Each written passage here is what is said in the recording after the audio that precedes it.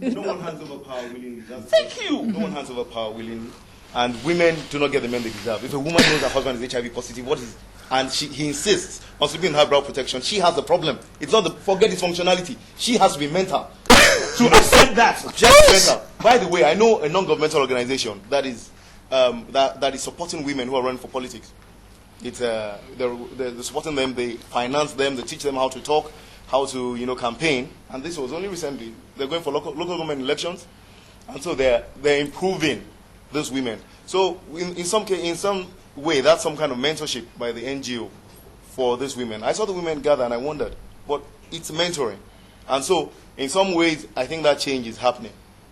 You guys have done, I'm quiet because I heard myself talk to you and I'm like, what are you talking about, girl? Seriously, you are correct. We as women have got to actually begin the mindset, teach other women. You cannot, if you don't accept, and if you accept that, you shut up and don't get in the way of the rest of the women who want to get ahead.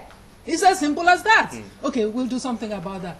But then, at the end of the day, women don't exist in a vacuum. Yes. They do not exist. Is it not possible? You made that point about, dysfunction, ego, and all of that. And I see that, sometimes I look at men and I see their challenge also in this environment. You said that you want dignity. Yeah. One of the reasons why a lot of men want dignity is because they don't get it structurally, the system that they live. It's a fundamental human right. So the only person that they are stronger, the people whom they are stronger than are the women. their women, their children, they then impose their wills. They impose an ego that is developed out of that dysfunction that comes from a larger systemic failure. What then can be done for such men? What are men doing about men? No, it's a very good point, and I think that maybe what the issues are right now, whether or not, first of all, we are willing to confront our denial at all levels.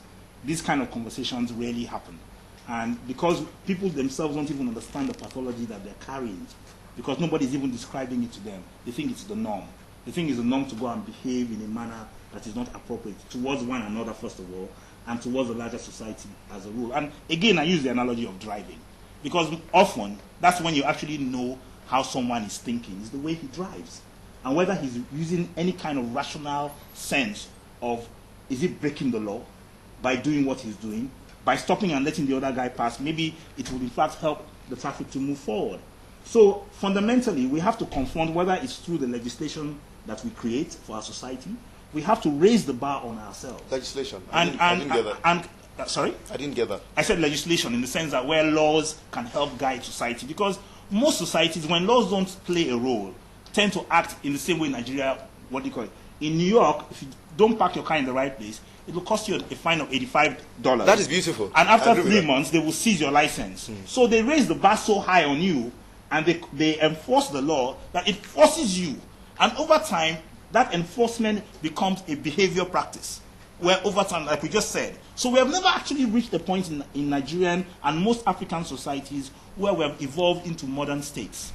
And that is essentially at the crux of our problem. We are finding it very difficult to evolve into how to act and behave in a modern society. I can assure you that Nigeria has always had laws governing all these things.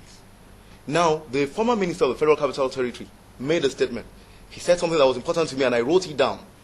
When he went around pulling down houses of former ministers, of former governors in Abuja that had been built on sewage lines in green areas, people resisted. And he said, the thing that has brought this great country to its knees is the refusal of its people to obey the laws. Now, who enforces these laws? Isn't it an arm of government that enforces the laws? And if you're going to overlook, that is why El Rufai seemed to be an oddity in Nigeria. How could a former minister beg El Rufai, don't pull down my house? And he will say, no, I'm still going to pull it down. What I'm saying now is that it is still the responsibility of the government for any country that wants to function. The government is made of the people of the society. The government is not from Mars. No, we're talking government. And the policemen are ordinary people. They are people. Can I say something?